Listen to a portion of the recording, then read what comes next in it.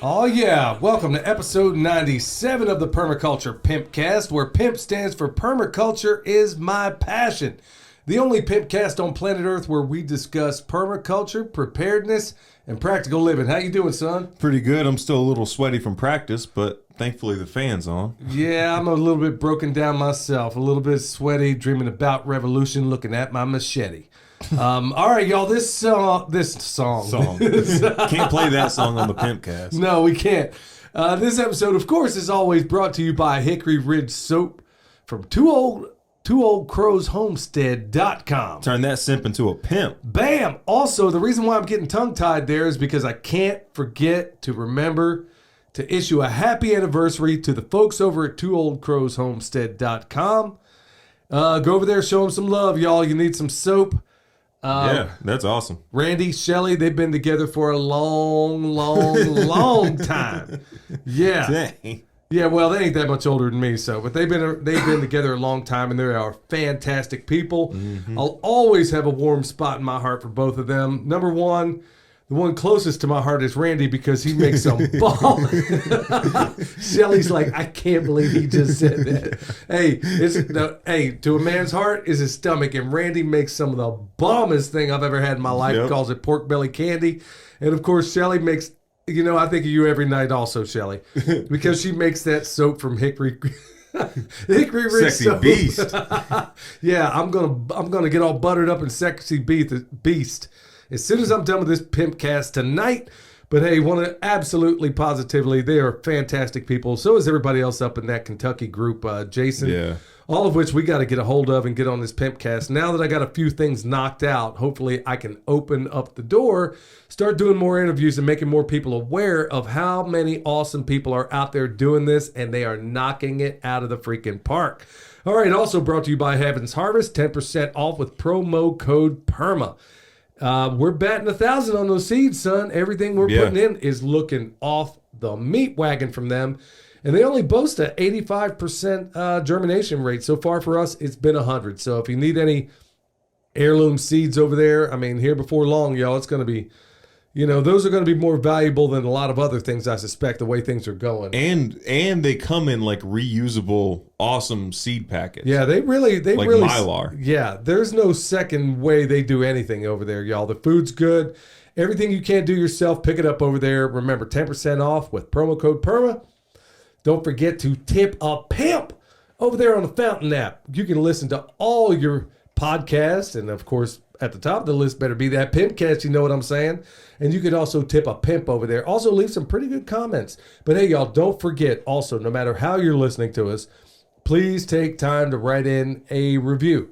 5 stars is helpful, but we'll thank you either way. And we thank you all for listening in right now. Had no idea how popular this show is becoming. So, people love the show. Yeah, and I love to do it. I mean, I really do. It's just a real joy to be on here. All right, so we're not going to mess around, y'all. It is Memorial Day. I did a little video today that apparently, speaking of getting love, apparently a whole lot of people are not responding or at least watching it. I wouldn't doubt for 1 minute, based on some of what I said in that video, that it isn't being suppressed. Well, people are also just out and about today. I mean, there were a ton of festivals this weekend. I mean, there's I think everybody's just out and about, which is to be expected. I mean, you can't, if a video goes out on the holiday, can't expect it to do too well, unless it's Thanksgiving. Well, I put out a lot of other videos on 4th of July and some of these other, I don't know, there's some of what I say in there that might not be helpful to the powers that shouldn't be. So if you haven't listened to it yet, folks, let me know what you think. It was more of an extemporaneous kind of thing, but I think I kind of hit the points I wanted to make. So, so it's kind of in poor taste to say Happy Memorial Day because there's nothing happy about it. It's a very solemn occasion, and I think I'm better served by remembering why all these people died and the lies they died for. So we now know all of this stuff. I mean, it's now openly declassified, and some of the hardest ones to see the truth are the ones that actually fought some of these wars, y'all. So be patient with them if they don't necessarily see it. All right, so we're going to jump right into it. Tip of the day is cash your best option. Here's what I'm getting at. Y'all, we've talked about it before that there is a reason we don't sell honey. And in fact, in that book I have that's going to come out, it's called Scrapsteading here before long. We have a name for it. You saw the cover of it. Yeah, it looks and, cool. Yeah, it's going to be, I think, electronic, and we'll also have a paper version of it. Teamed up with Matt over there at Homestead for a Living, and Gabby as well, his wife. And yeah, we came up with something. It's going to be more of a booklet than a actual book. But the real purpose of it is, what I'm trying to point out there is that cash isn't necessarily your best currency. Right. So if we were to actually get paid, if I were to take the money that I've actually been able to barter with, I don't even know how, I mean, good night. I can't imagine how much it would have cost us just in terms of those triple ground wood chips down there. Which we can spill the beans on that now because the place done closed down. Well, I wouldn't go on about it right now because who knows, they may come back. But the point of it being is that for that honey, we probably gave $100, maybe $150 to $200 at the most of honey for about, I'd say, $5,000 worth of material. Just because when you have something, I mean, it is far more valuable to so many other people out there. Well, same thing also, and it's going to tie hand in hand with the main topic here, where every time there's some cash exchange or some cash transaction, well, guess who comes jumping along? Uncle Sam's got his hand out. Like Snoop said, everybody's got their cups out, but nobody's chipping in. Yeah. And that's exactly how Uncle Sam works in all this stuff. So if there are ways, and there are plenty of legal ways in which you can do it, maybe think of, I don't know, maybe 5 different ways you could handle a transaction without actually exchanging any money. And I think a lot of folks out there right now ain't caring too much about what Uncle Sam thinks. Well, and there's a lot of, like, even on like larger scale purchases and stuff like that with houses or like vehicles and stuff like that, there's ways to keep Uncle Sam out of it until the very, very, very end. And you can check those out with like, we have a book over there called Tax-Free Wealth by Tom Wheelwright, I think. Tom Wheelwright. It's Robert Kiyosaki's like tax guy. And he teaches you how to keep like tax, like Uncle Sam out of it for the most part. Well, that's exactly the point there, is that we have got to find ways. I mean, there's going to be alternate economies. I mean, they're doing every possible thing they can to destroy the United States of amnesia. And it's honestly, it's a miracle that it's afloat right now. So we better be thinking those ways outside the box. All right, let's jump straight into farm news. All right, today marks day 1 of having to start all over with 75 hard. I want to point something out, because your mom asked me a minute ago. She said, how are you doing? I'm like, okay, I pretty much got, as soon as I finish up this water here, I pretty much got everything squared away for today.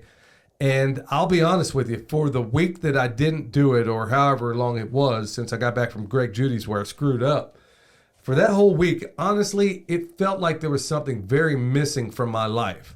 Like something I'm supposed to do. I go through and I write these lists every day, except for the days I decide to screw up 75 hard. And it felt like that brief time, even though I was sitting here eating a lot of things I thought I wanted to eat, which, by the way, I got no regrets over that shoe fly pie. Thanks once again, Ike. But honestly, it just felt like there's a piece of something I'm supposed to be doing that I wasn't. And I felt naked mentally naked to a certain extent, because I'm like, okay, what do I put on my to-do list today? I'm not doing that. I mean, what do I do? And starting it up again today, honestly, is really, it's part of the trek. When you read these books about, these highly successful people and all these other, they have a very regimented things that, it's like making your bed. I heard another guy out there talk about that. Something as simple as making your bed, this routine that gives you little wins throughout the day. Like in his case, setting out his clothes the night before. I think it was Ed Milet on the Ed Milet show. I'm pretty sure that's where I got it. Well, I heard that on Andy Frisella's show as well, where he was saying like he would just throw it on the ground or whatever. Like now he makes himself like pick it up, put it in the hamper, and then set out his clothes for the next day. Right.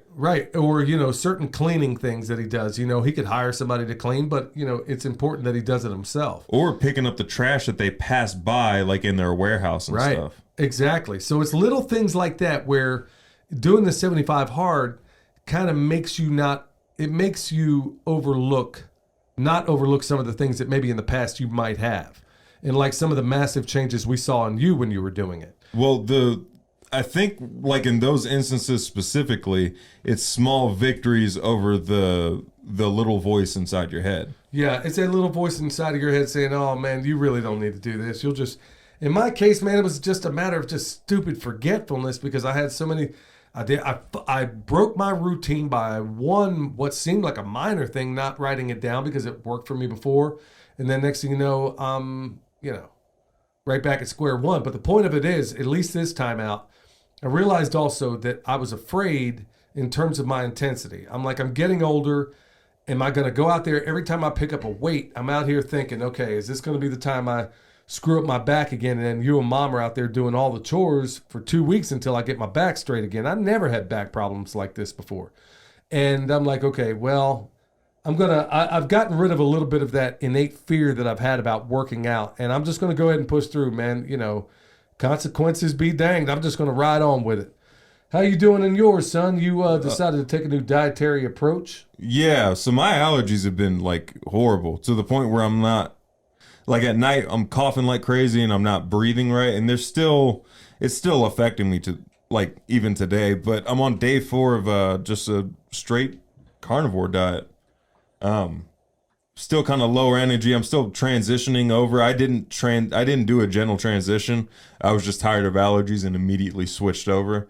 But it's yeah, I'm a little tired right now. Yeah, his energy is a little bit low, as you could probably tell right now. And I just got out of jiu-jitsu practice, so there's that too. Yeah, so once he crosses over, you know, he's going to be a new man all over again. So we got a lot of stuff. Your mom's still driving on her 75 hard, just got finished working out herself. I think she was on day 50 something last time I asked her. I know, man. It's just driving me crazy, man, because I'd be right alongside with her. But I'm not entirely disappointed that I got to start over. And I think I'm looking at it. I know that I'm looking at it with a different set of eyes here. And I'm going to knock it out of the park, I think, with the shift that I've made. So it turned out to not necessarily be a bad thing. All right. So let's go talk about other things. Compost is looking real good down there at the barn. Anybody wanting to check that out, we're doing it on Patreon. It's step by step. And I did it specifically over there because, number one, it's also a thank you for all the people on Patreon. Number two, I can troubleshoot the problems people have in a smaller audience like that. So when you got, 100,000 people potentially asking different questions, I can't necessarily field those, but I can do it within, whatever the audience is over on Patreon. I can work that. Not everybody watches every video over there, and some people feel like they don't need the help, but I can go through step by step. Do this thing from start to finish and really get some folks squared away. So we're doing that over there. Other things, we're clearing this hill. We live on the side of a dog. No hill, Dad. Well, this is a mountain. This is a mountain. Yeah. So we're clearing the mountain behind the house, and every time I look up there, I'm really shocked because you couldn't see 2 feet in front of your face when we first got here. Now you can see 100 yards up there. Doesn't it make it feel closer though too? It to a certain extent it does, yeah. But that's all. We're to the point. We're still clearing. We're still knocking this stuff out, and I'm going to do a video on that to show, because I know there's so many people out there that are finding themselves. I get these letters all the time, like, "Hey, I got a brand new patch. What do I do with it, man? It's just overgrown." And we're showing everybody step by step, hopefully, how we do it. Lots of rain lately. It's unseasonably cool, but hey, it is what it is, y'all. I do want to point out that Michelle and I, on this weekend, we went over to Carolina Readiness Supply, folks. I don't know who it is. There's one of our listeners out there that told me, I don't know, maybe a year ago, you got to go check this out. These people are more in your tribe. They're not going to be the hoople heads out there that you're going to find in Nashville, Yeah. They're like really, really patriot-minded people. And I'm like, okay. So I finally told your mom, I said, look, let's jump in the truck and go over there and check this place out. Been wanting to go forever and a day. It's stuck in my phone here. It's been sitting in my phone forever and a day. Yeah. Decided to go over there. And y'all, I got to say, I was happy as all get out. It's over in Waynesville, North Carolina. I've heard good things about Waynesville. I never knew why, but... Well, I know one thing, man. If you want to go over there, get something to eat, and honestly, people like the ones listening to this podcast could retire in this place. It's that kind of place, man. Preparedness things, and it's not like some of the other places I've been before where they apparently didn't pick out the items themselves. Where it's like they bought like a kit, like a survival school or survival store kit online or something like that. Yeah. Yeah, that's exactly what most of those places look like, but not this one. And in fact, I knew right off when I walked in there and I saw the collection of books sitting over there. I'm like, oh my goodness. I'm actually seeing books that are honestly the Bibles of preparedness. So you're not getting a bunch of like stories books. Well, they got those. They got those. But you know what I'm saying, where like that's the full extent of the knowledge on the topic. Right. What you're seeing over there, I mean, you're talking about some real deal authors over there. As soon as I walked in and I saw 1 second after, because a lot of these places, they don't have that book. They don't have James Wesley Rawls. They don't have a number of these. I'm over here looking at these and I'm like, somebody selected these books and these magazines, everything they had in there. So I was lost for a second there. Instead of a knife giveaway, I wonder if they would sponsor like a monthly giveaway. Well, I don't know that I would hit these folks up. I mean, they're doing all they can to try to keep the doors open for a lot of things, you know. We bought a lot of stuff out of there. I mean, they had things that I've been looking for forever and a day. Like you go into REI, you'll never find a protractor for land navigation. One that has a 50,000, 1 in 50,000 scales, 1 in 250,000, you know, 1 in 100,000. You can't even find those anymore. And I'm like, I see them on the shelf, and then I see this this very, very thick 550 cord. I know Ben Holler is going to lose his mind when he sees it. His kids are going to lose their minds. Oh man, I about bought out everything he had in terms of 550, and the price was lower. You go all and I stopped him and I said, hey man, I got a YouTube channel, man. Let's talk about what's up in here, because I know a lot of people that come to this area would absolutely, positively want to come here. Did you guys get a video? Yeah, I got a video. Your mom has. Were you all going to tell me? Yeah, we'll get around to it. If you guys don't know, I edit all the videos. Yeah. Your mom's going to need to get with you about that. But yeah, the point of it being is that this is a fantastic place with fantastic people, and they got a festival coming up, which they kind of roped me into talking at. When is it? Oh man, I wish I knew. You'll have to go to Carolina Readiness Supply. Do you know if it's hot or cold outside? Yeah, it's going to be hot. But you know, the whole reason why I said I was basically not going to do anything else this year, but number one, it's an hour away from my house. Number two, I can't even believe I'm actually going to get to meet him in person, and it's going to be the guy who wrote 1 Second After himself. Oh, wow. Yeah. So that's pretty cool. William Fortune's going to be there, y'all. And I can't believe I'm actually going to be in the same place as him to actually get to hear what he's saying. And I mean, the guy's wicked smart. I remember he was on Coast to Coast AM. I don't even know how many times. And he didn't just write a book to just throw this stuff in there. He wrote books that actually spell out how these things will go in a massive way. So yeah, there is no way I'm not going to be there. There's going to be some other folks there as well. So is it like a preparedness conference? It's basically, yeah, that's what it's going to be. It's over in Waynesville, but I got to say, man, boy, I really love not only the venue, but the town. I'd never spent a whole lot of time in Waynesville. And when I'm going around there, your mom and I found a place to go eat. Food was great. Great places to eat all the way around there. But honestly, this store, man, I didn't even want to halfway walk out, because not only did they have stuff that you can't find anywhere else, not only did they have that, but really, I spent a lot of time talking to these folks, and they're the real deal, man. I can't wait to spend more time with them and hopefully get them on this podcast here before too long. All right, y'all, we don't have a thing from Pastor Lon today. I imagine he's enjoying his family and taking a good, taking a little bit of sabbatical. I mean, that's the thing about a pastor, y'all. It's the most thankless job in the world. It's like a lawyer, man. Nobody thinks about you until disaster strikes. Well, I wouldn't compare him to a doggone lawyer. No, I'm saying that the profession, to a certain extent, I mean, he's not a hireling by any stretch. But I'm saying pastors are like lawyers in that generally nobody really thinks about them until disaster strikes. Yeah. And it's a thankless job. Everybody's going at you. And if he could take some time off, man, I sure hope he does, because he is a wonderful guy. And let's compare him to a paramedic. Nobody thinks of you until you need him. Okay, well, maybe a better comparison. All right, y'all. So bad news, good news section. We're going to jump right into that. Bad news is I don't need an article for this, y'all. And I was reminded by a lady named Fallon. You saw her interviewed by me when we were at Greg Judy's. She's one of the ones that's doing the carnivore thing and had wonderful things to say about it. Talked about her healing journey. And I didn't forget the statistic. I just hadn't heard it in a while where she and her husband, they're trying to do big things. And the bad news is, hey, y'all, here it is Memorial Day. 22 veterans commit suicide every single day. But those numbers don't get listed into the battle numbers. They don't talk about the people who die in so many different ways after the war, who brought the war home with them, and then maybe they find themselves dead for a whole variety of reasons, and some of which, the big ones being those serotonin drugs. It says right there on the insert that it could cause suicidal thoughts. And these doctors at the VA, ask me how I know why, are handing them out like Halloween candy. And meanwhile, you got 22, that was the last number I knew, 22 a day. That's almost 1 per hour. And it might even be higher. I still have a theory that PTSD only occurs in unjust wars. Because you don't hear about David and his mighty men coming back and still suffering from the horrors of war. Well, they were killing Nephilim too.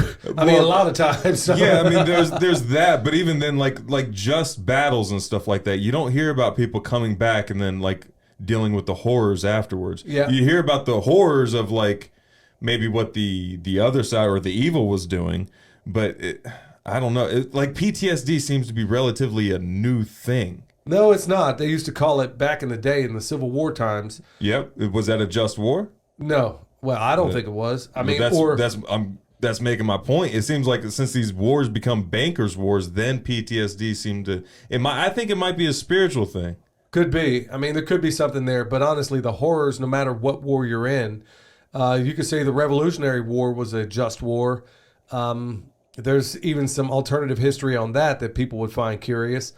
But Civil War, every war since then has been a banker's war, just like Smedley Butler talked about. In a war is a racket. But, I mean, there may be something there, son, but at the end of the day...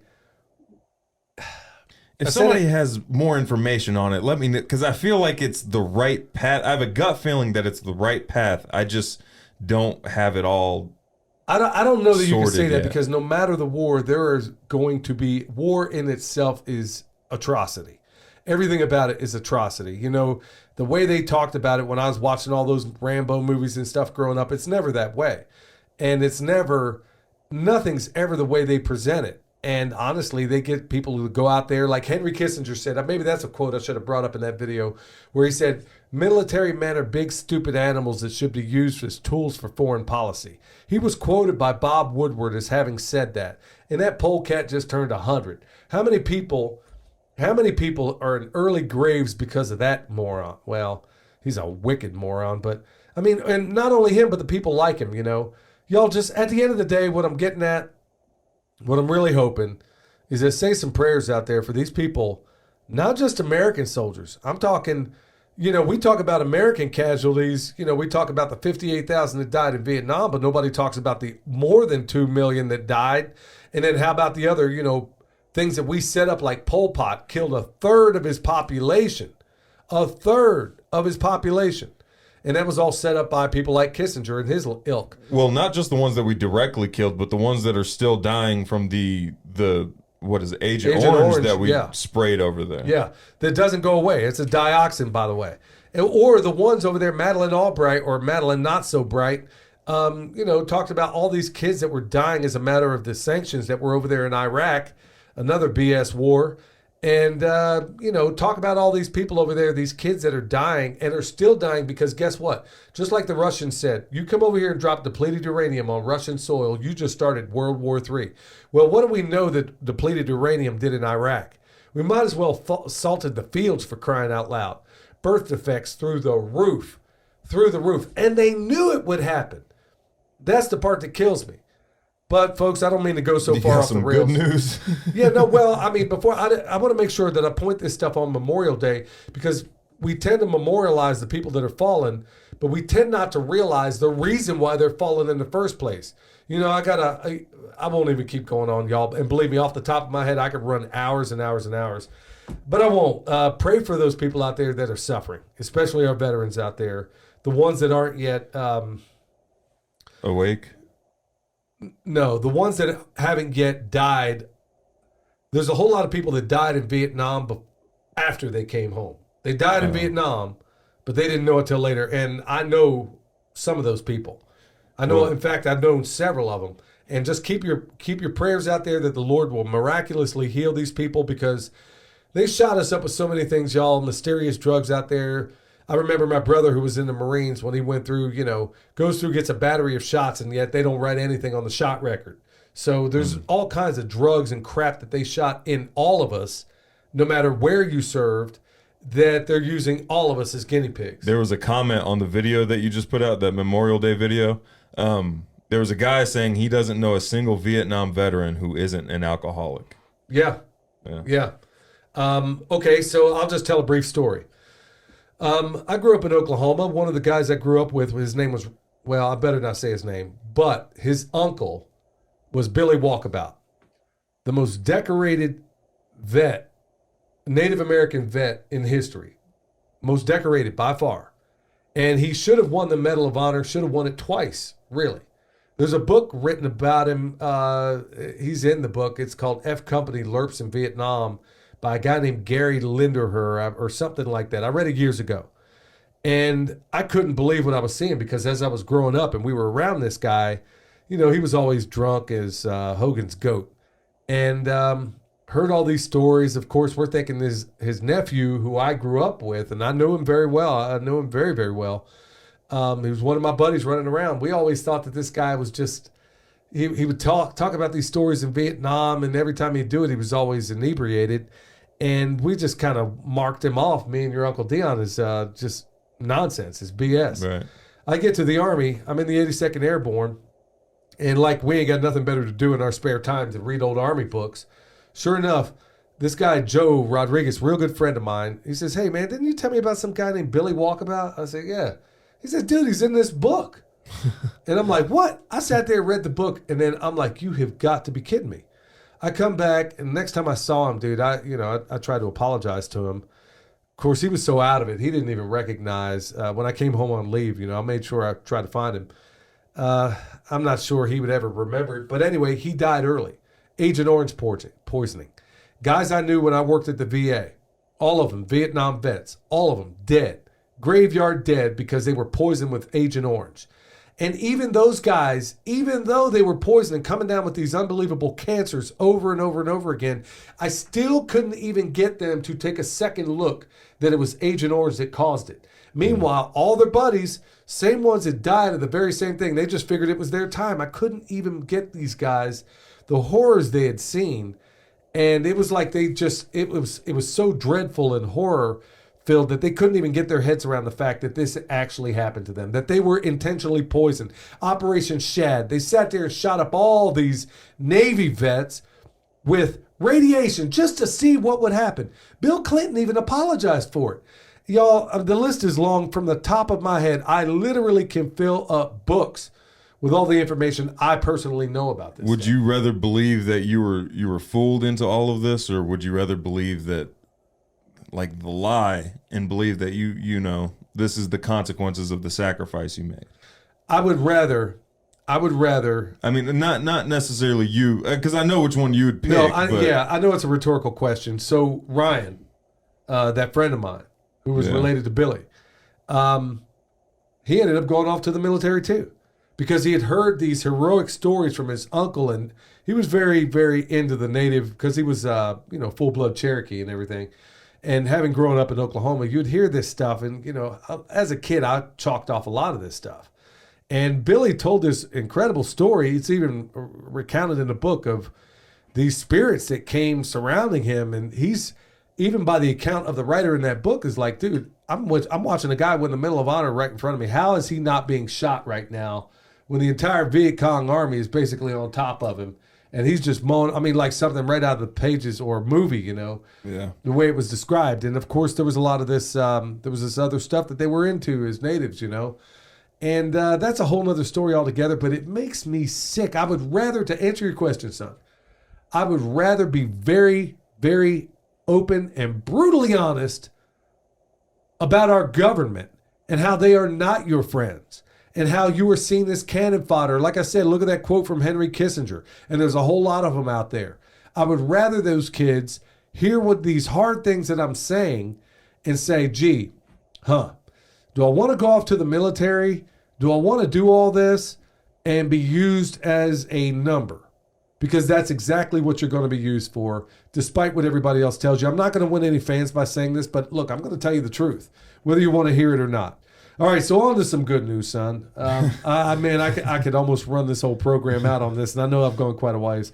All right, so we'll talk about some good news. Before it's collapsed, and this is not going to initially sound like good news, but it is. Before it's collapsed, Silicon Valley Bank gave over $70 million to Black Lives Don't Matter. Yeah. That's to no, Black Lives Black Lives Matter, but yeah.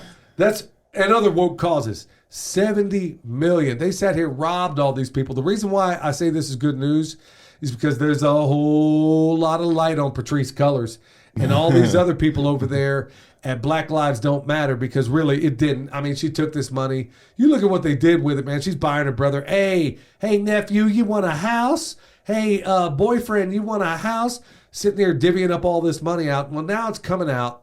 And then hopefully all these hoople-headed lefties that really thought they were doing something good, even though if you just use your two eyes, you'd find out.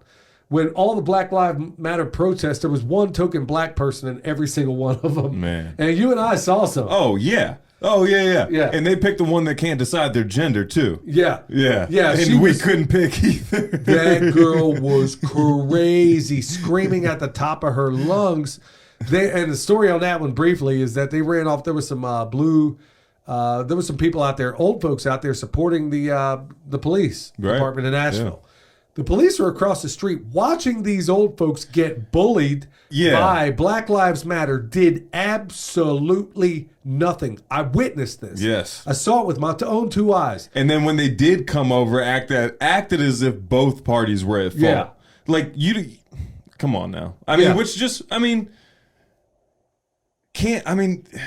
I'm like, okay, well, the way I thought of it was... you can't help me help you? Yeah. That's what we're doing? There was I went over there intervening, and I'm like, okay, well, let's see if I can get in here. So I walked up in there. Your mom tried to talk me out of it. I'm like, no way I'm going to stand here and watch this. I'm not going to watch these old folks getting pushed around. And you tried to talk me out of it, too. I get over there, and I start having a little debate. Hold on. I tried talking Dad out of being ornery. That's what it was. I got over there, asked a few critical questions. Of course, these idiots realized right off the bat. And, well, one of them says, you talk about racist. One of the white guys, he says, no, you're cool, man. I'm talking about all these white people. I said, dude, you know you're white. And, and then he's like, I'm like, well, hey, you guys are anti-fascist. Can you tell me what fascism is? Not one of those dopes could tell me the definition of fascism. There was one lady who provided a semi-decent argument, but it was ruined because she was surrounded by morons. Yeah. There was one lady who brought actually decent points that I could agree with, but she was with the morons.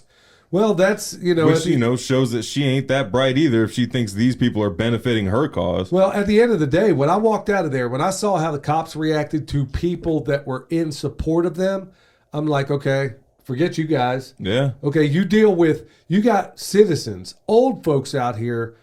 Back the blue is what it was. And you cops are over here practically ready to put these old folks. They're like, are you going to do something about this? Cops are like, their hands in their pockets like, whatever. Oh, yeah, because you can do that. You can do that all you want, but they're still going to pull you over for a dirty license plate. Yeah, how about that? They're still going to pull you over for doing 2 miles an hour when you thought you were doing 3 miles under. Well, you see cops are witnessing, old folks being assaulted over here. I'm like, okay, well, there goes all your support because you think these folks don't talk. Yeah. You think they don't vote. Okay, well, you deal with it yourself now. And that's exactly how I felt about those people there. Not with all cops, but at least those ones that I saw there.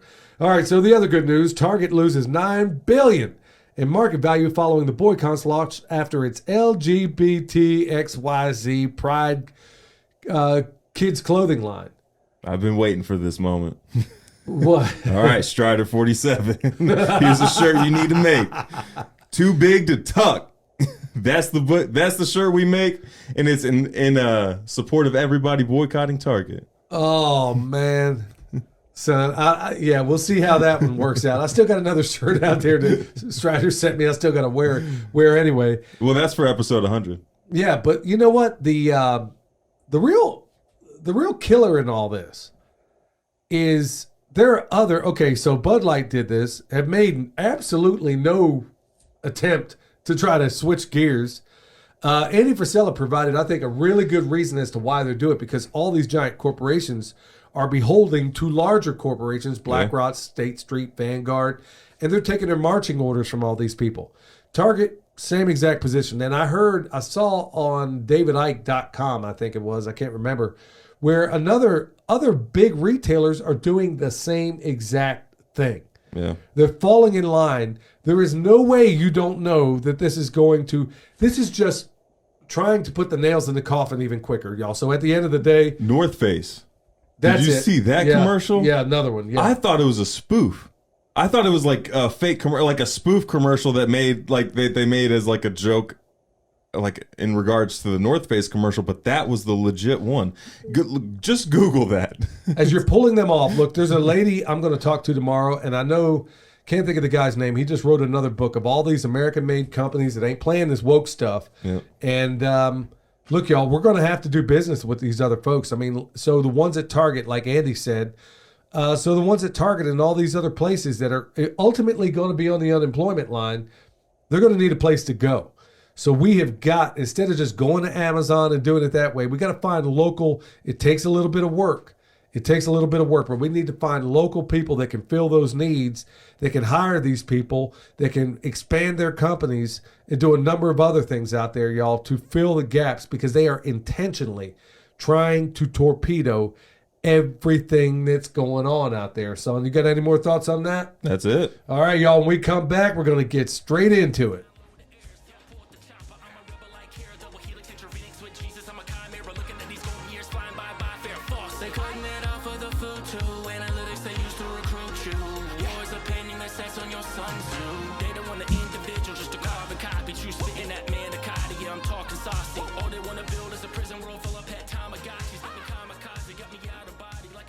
Alrighty. Back again, y'all. Before we get right back into it, EMP Shield, $50 off with promo code PERMA. Yeah, with the latest things that just came out of Russia as of late, saying basically you send over the wrong type of F-16. Yeah. Here come the nukes, Jack. And look, I don't think Russians they are not known for bluffing. Okay? I mean, how many more daggers can we stick in these guys? We steal their money through SWIFT, and we steal all this other stuff. We're over here creating war over there. I mean, for crying out loud, man. I don't know. I'm sitting here thinking, okay, this could happen at any given day. Yeah. So I better be ready. And do I really want to be too far from home right now? Look, I'm not going to live my life in fear. I'm going to drive on the way I normally would. But you know what? If it jumps off, that's why we prepare. That's why we do it. That's why it's all about permaculture, preparedness, and practical living, y'all. Because the permaculture, the preparedness is already kind of baked in if you stop to think about it. All right, but don't forget EMP Shield, y'all, $50 off. All right, so With promo code PERMA. That's right. Don't forget that promo code. Yeah, I'm a little tongue-tied today, y'all. Took some of this glutathione before I got on here, and it kind of dries out your mouth a little bit. I didn't expect all that, but I won't be doing it before the next show. All right, yo, so let's get into the topic. All right. So I'm not going to say who or why or how, because I don't want to get them in any trouble. But let's just say there's a business in town in Asheville that I know, and they're good folks. They're doing the best they can to live the American dream. They have access to it for the first time in their lives. So they bought this place. Needed a lot of work. Before they bought it, it was vacant. Now that they have it going, they were thinking, okay, we're off and running. Things are kicking. Now we need to expand a little bit. So it was vacant, not making any money. They improved it, and it's now in production. Right. Okay. So it wasn't making any money because it was vacant. Right. Now all of a sudden it's trying to make money, and the city, they're trying to get permits to get things done that they need done. Right now, customers have to wait a little while to get their orders out. Okay? You know, folks, I'm going somewhere with this. They're waiting a certain amount of time to get their orders out, and it's longer than what they want. And the customers are not going to be happy if they got to wait 20 minutes for a particular order. Right. In order to make that turnaround faster, they got to expand. And in order to expand, they need plumbing done a certain way. They need expanded electrical service, which, by the way, is just not really that wonderful right now. I know because I looked at it. So they had some electricians come in. They're doing the work and everything, the big work outside. And then all of a sudden, they have these plumbers in. And then all of a sudden, right on top of that, city comes in and says, whoa, there's like 7 different permits you didn't pull here. And so now, instead of this person being able to run their business and do what it is they want to do, they're having to spend hours on the phone with code enforcers to get permits for things that contractors should have already had. This receipt identifies as a permit. Yes. Pull that. But the point being is everybody thinks that they need a brick and mortars. Okay, they're chefs, okay? And I know them. I know them well. And when I'm talking to these chefs and they're about ready to pull their hair out because they've been hemorrhaging money just trying to get this place up and running, working literally. One of them in there goes in 10 o'clock at night, does not leave. He's in there baking from 10 o'clock at night, 7 days a week, trying to get this American dream. Their kids are also involved in this business because they said, look, I don't have money to give you an inheritance, but this business could be it. If you get in here, bust your butt, work hard, spread the word, make good product, make it the best we can with the best ingredients we can find. And so all the kids in there, man, you watch them, man, there's not a second you see anybody standing around. Oh, yeah, the son's back there running stuff. Man, they're in there cleaning off cabinets. I mean, the place is spick and span.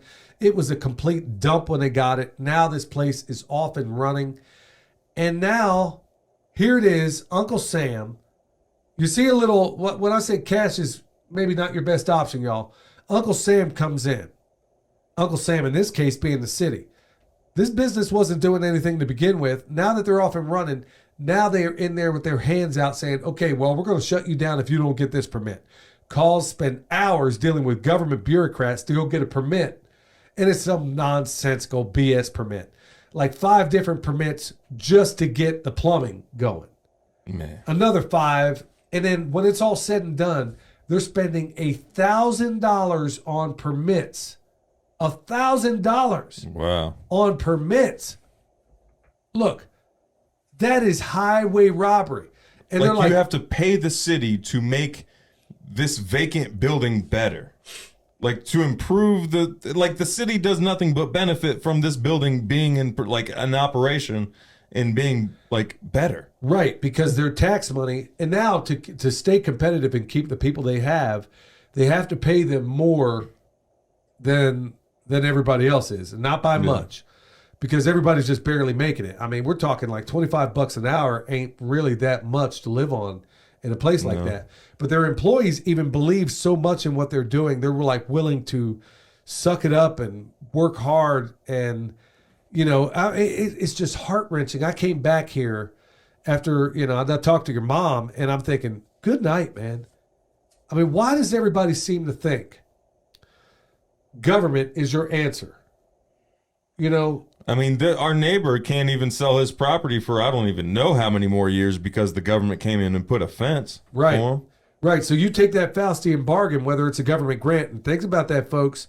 You better think about some of those loans or grants or whatever you get from the government, or any benefit that they give you, because they have gotten a few as a matter of getting this place. The government introduced silvergrass. The government introduced multiflora rose. The government introduced cane toads. The government keeps screwing, has a history of screwing up. Yeah, it's some idiotic bureaucrat that calls the shots. I remember there were so many times in the Army, which is the government, where there is some doctrinal way you're supposed to do, like breach a minefield. You're supposed to go through A, B, and C. Well, everybody breaching that minefield along with me knows that this is the dumbest way in the world to do it. Yeah. But you got some idiot colonel who is asking, why are you not doing it this way? And then you're like, and your answer is, well, okay, there's the Army way and then the way things ought to get done. Yeah. And we're doing it option B. Well, that's the same exact thing that these folks are running into, where they're hemorrhaging money right now, just trying to keep the doors open and doing all they can to keep these people. They're not even taking a paycheck themselves. They're literally almost sleeping in this place just to try and get this American dream. And then who's screwing it up with them every single time you turn around? It's Uncle Sam. Yeah, and it's like there should never be a reason a business fails outside. Well, hold on. Let me rephrase that. The reason a business fails should never be because the city it's operating, its government is like extorting them. That's exactly why everybody's leaving New York and California and going to these other places. And then, foolishly enough, they get to these other places and bring the same idiotic mindset that made you leave California. Not all of them, but a lot of them. They go to these other places and they bring that same asinine, idiotic mentality that made you leave in the first place, and you're not able to put two and two together. But it's like they see, oh, this place is pretty. Let's screw it up. Yeah. I think that's literally what happens. They're like roaches. They come in, and not all. Like I said, there's a lot of good people that leave for all the right reasons, and they bring all the right reasons with them. We're talking specifically about all those people that don't, that are really a cancer on the new environment that they go to. Yeah. But what kills me is that I'm like, okay, at this point, would it not be better for you to just, if you had taken this same money and operated a food truck instead of trying to brick and mortars here?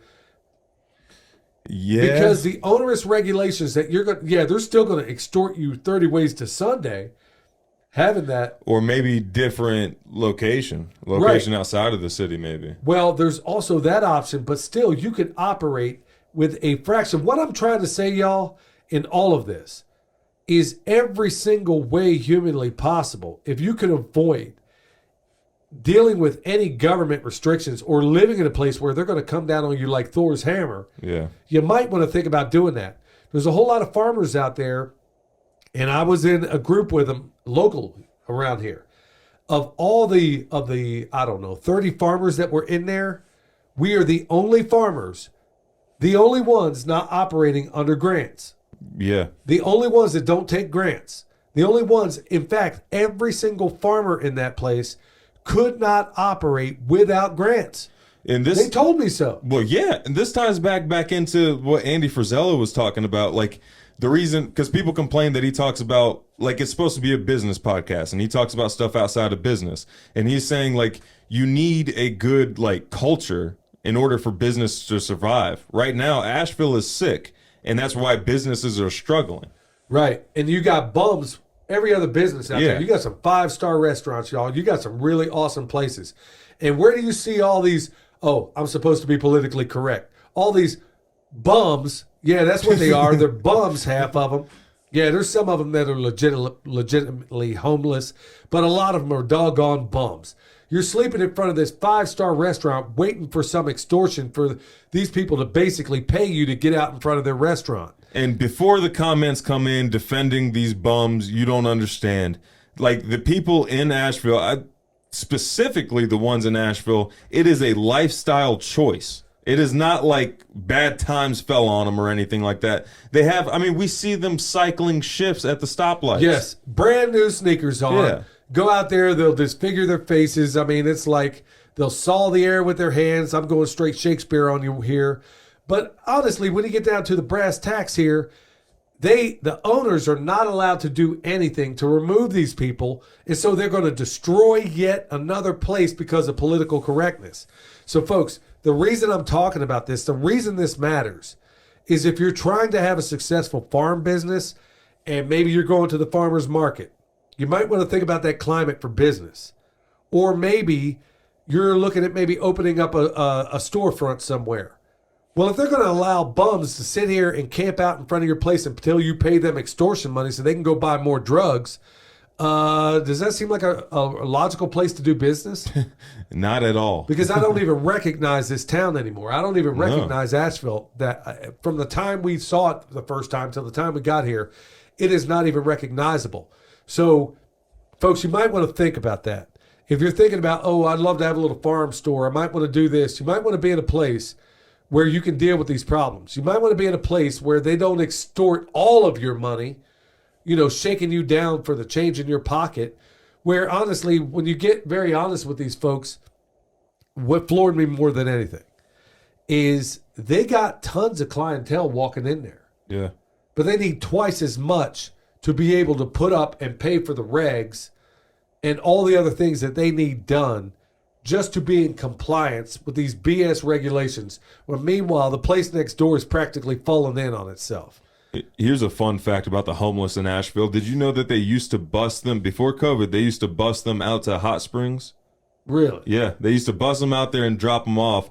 So before that, they did that. Hot springs had like zero crime.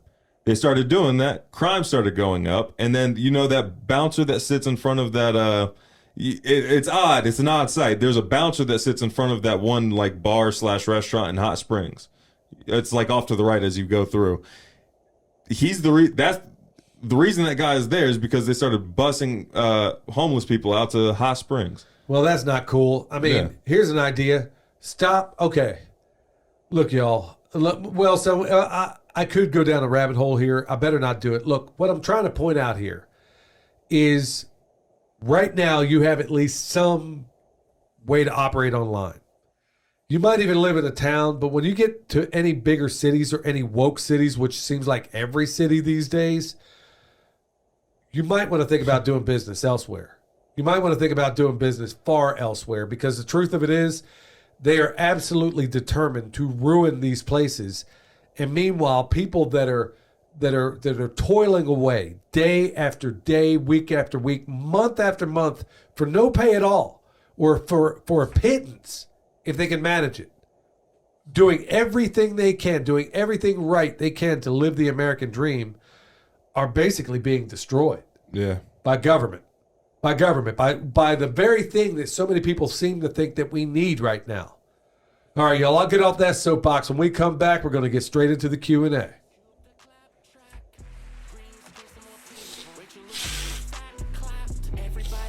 About Elon, buying Twitter like he gon' save us. Left and right, squabbling while he got chips for your heads, calling him courageous. No bueno, I answer to no one, start calling me NATO. Digital cheese on the way though. Get you a bowl of Alfredo. It's a woke summer, I need another booster. Before I hit the beach, BLM on my clothes. Alrighty, well, getting straight into the Q&A, y'all.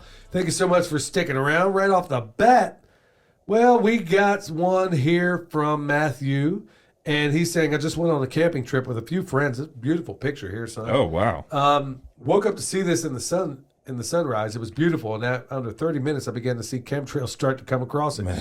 Basically, it's a sunrise, y'all. But it looks like Tatooine.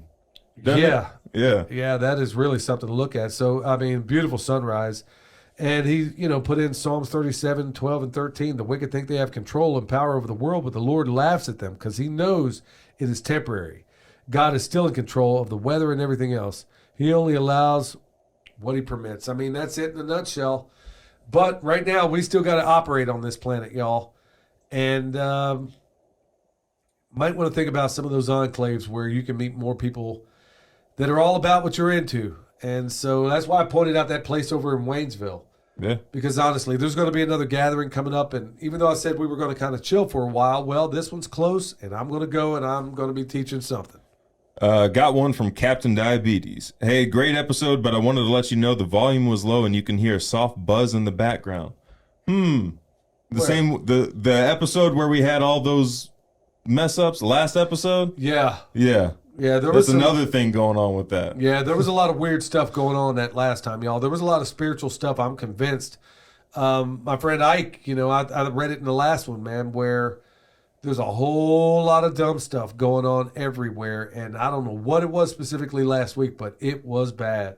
Yeah. We got one here from Elijah, and he's saying, what are the signs that a plant or tree are affected by proximity to black walnut? In particular, I have an apple tree that maybe slightly within 30 feet of a black walnut tree. Stay perma-pimping. Yeah, I like that. Man, that needs to be on the shirt. Thanks, Elijah. Well, check this out. Okay, when I was out at Greg Judy's, it's funny you bring this question up because when I was out there, I was noticing that around all of his black walnut trees, there were no issues. And I asked him about it, and I asked the Amish guy that was out there also, Abram. And I'm like, what is up with this, man? I don't quite understand how you have no allelopathic issues with the black walnuts, And I might as well have been speaking Swahili, man. They're like, nobody told the rest of the grass around it. I wonder if the soil just fixes it. Like, I wonder if you have proper soil, if it just fixes it. I mean, today I just learned that, like, erosion doesn't occur if you have proper soil. I thought you needed at least roots involved, but apparently not. No, you don't. Not necessarily with all the stuff. Bare soil if you have proper soil, and it won't erode. Well, yeah, and proper infiltration, too. Yeah. And it helps. I mean, the roots will eventually get in there and do their work. But honestly, I'm having to redefine a lot of things. I mean, as far as that black walnut and it's allelopathic, I mean, yeah, it is, as we know, allelopathic. But I'm having to rethink some things I thought I knew based on what I saw out there. It might only be allelopathic in bad soil. Maybe that's the case. I mean, I don't know. I'm going to need some more. Before, I would have told you, hey, I'd keep that apple away from it. And I'm still telling you that because I don't know why. All I know, and I do not understand the reasons why, is under that soil and that grass underneath those black walnuts was absolutely, positively no different than any other tree that it was around or under. I don't know why. I can't wait to learn this microscope stuff because I'm going to start looking at everything. I want to find out. I'm going to have people send in all kinds of stuff. Careful, man. You know, tell them what some of them might send in. But, I mean, honestly, to give you an answer, Elijah, truth is, I would still I don't really know anymore. I don't really know anymore. Because I'm seeing things that kind of defy what I thought I knew. I mean, under every black walnut I've ever seen, we don't have any right here, but under any, we have a couple. Yeah, but they're not prominent. But they're still like real small though too. Under any I've ever seen, there was always, you could definitely tell the difference. But I'm starting to wonder that maybe that's not the case. So I wish I had a better answer for you, my man. But that's really the best I can do right now. Well, keep in mind our experience beforehand with black walnuts largely was denuded farmland in Kansas. Yeah, that's true. Yeah, that is in true. a new growth forest. Got one from Strider47. William, you say you've got a Target T-shirt idea? Fire for effect, cuz. There you go. Drop all your artillery. Hashtag tip a pimp, catch Jack, pluck around and find out. There you go, buddy. There's your shirt idea. Well, so that's about all I got. What do you got on your end? I got some from the YouTube channel. I got to switch this over so I can look at the comments from the YouTube channel. But, well, one of them off the top of my head was... there was a lady saying that your sickness after eating Jimmy John's and stuff like that could have been a result of scopolamine. Well, those are not the results I remember scopolamine happening. If people that don't know, if I remember right, it was called devil's breath. Yeah. And basically, man, they would blow this stuff up in your face, and you're basically a zombie. You have no recollection. You're completely coherent to the people around you. And impressionable. Yes. And you can basically, I mean, it kills people. I mean, some of this stuff kills people. I don't think I got hit by any scopolamine. I sure hope not. Man, but it's like transmissible through, like you can blow it in somebody's face. It can be like skin contact. It could be all kinds of things. I don't know, but I know I should have listened to that still small voice telling me, get up out of here. Yep. There's a few comments on the YouTube channel I can't repeat, but basically, yes, it is crazy in Asheville. It is. The blanks are everywhere, basically. Here's another one from Petra Tilling. I feel ya. I live in Weaverville and don't leave the house unless absolutely necessary. And when I do, I'm in my NYC in the 80s mode. Head on the swivel, no eye contact, walk the other way if I feel sketchy, etc. When driving, I'm avoiding other cars by whatever means necessary. The stuff I'm seeing out there is bordering on body snatcher movie stuff. I feel like I'm walking through evil soup. People just aren't right. Yeah, I don't think I could have said it any better. It was funny because I don't know if I said it in the last podcast, when you had talked about what happened to you, the very next day I was over near Whole Foods, and I'm literally watching this lady. It wasn't an older lady. I'm watching a lady cannot figure out how to get into the parking space with a compact car. Literally cannot figure out how to get in there. There's a joke in there somewhere. And I'm like, how am I seeing this? She is literally, I think there were people, because I was like a little further back when I saw what was going on and nobody was behind me. I kind of backed up. This is going on for 5 minutes. 5 minutes. Can't figure out how to get in this parking space. And I'm like, wonder if this is a process of some of that jab. I don't know. I don't know. I don't know, but man, I'm seeing stuff where it's like I see more robots than real people. Got one from Pigeon Outpost. You guys crack me up. I enjoy your videos, but I enjoy your podcast a lot more. Quick question. I got 12 cuttings of hybrid poplar and hybrid willow a couple months back, and I divided them and stuck 4 in 5-gallon buckets with soil. I think he means like 4 in each per gallon bucket. They have grown well, but I'm sure it's not sustainable. What is the best way to plant them? Can they be used as hedge for privacy? I'm getting rabbits. I'm getting rabbits, and that was the reason for my purchase. I live in Florida. Thanks for all you do. Oh man. Well, there's a whole lot there. There's a lot of factors involved with that one, man. Yeah, I think you wouldn't have a problem. I mean, honestly, the real expert on something like that is going to be Nick Ferguson. Well, I would say Akiva Silver. Akiva Silver also, because he Trees speaks of Power. specifically about both of those. Right. You can get his book Trees of Power, but really there's a whole lot that we can't really. We need more information. Right. Honestly. I mean, so if you take like the considerations of those 2 trees, I mean, you can kind of narrow down your options. Like willow typically is going to do in very wet areas. If you're in Florida, then you don't have much of a or you have a pretty high water table depending on where you are. And then hybrid poplar, there's a saying with it, is like 30 and 3. So it grows like typically 30 feet in 3 years, which is a lot of material. But if you're using it for rabbits and you're going to be cutting like pollarding or coppicing very often, then I'd keep it close to where either the rabbits or you are. Yeah. I mean, if that's what you're going to use it for, there's a lot of good food to get out of there. I mean, or like with Jeff Lawton, an example of the rabbits, if your rabbits are at a different location from your house, plant the food on the way to the rabbits. There you go. Yeah. That's what I'm talking about. Yep. Hope that helps, nephew. Yep. I got this is from Say Lerja, I believe. I have a detailed question about the chicken tractor on steroids. I have attempted to implement it, but something isn't quite right. I was just curious about the best way to write y'all a longer form, detailed question to increase my chances of an answer. Thanks for all that you do. God bless you and all your wonderful work. As far as like sending in a question, I mean, you can either you can email like Billy at Permapastures Farm or permapasturesfarm@gmail.com. But we need to try to be as concise as possible. I go through a lot of emails and this is a good place to leave a question as well.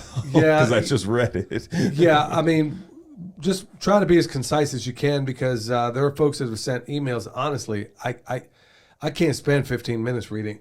Literally. Well, yeah. And I'm faster than the average bear. I mean, the best option would be leave it in so we can read it. I mean, leave it in a form that we, interact with. So like YouTube comments is a really good one. That would probably be your easiest one. Just leave it down in the comment section. Yep. There you go. But try to be concise. Yep. That's it I got for the YouTube channel. All right, y'all. So I know we got a little bit dark on this one, and I think we need to have a little bit of solemn reflection from time to time and ask ourselves, what direction are we going? Are we on the right track? We didn't, it doesn't seem that ever since 1868, when Memorial Day, I think it was called Decoration Day initially, when Memorial Day was made, you would think that after 620,000 people were killed in the Civil War, that people for a very long time after that would be thinking, okay, do we want anything else to do with this? But we keep forgetting. We don't remember anything. The United States of Amnesia. We really are that. Look, y'all, if nothing else, I want you to take away from this thing. Number one, your government is not your friend. I think I demonstrated that. I think we demonstrated that in spades in our main topic. It's also, Memorial Day. I got news for you. The number one murderer on this planet is government. It's called democide. You look at the number of people that have died through democide, there is not even a close second. That is murder by government. So rethink, a lot of you, your reliance on this government system. And if you take anything from them, the Faustian bargain that you may have signed. Also be thinking about ways, if you realize and you see this thing for what it is, then maybe the ways you might want to get off of it. All right, y'all. So until next time, stay alert. Stay alive.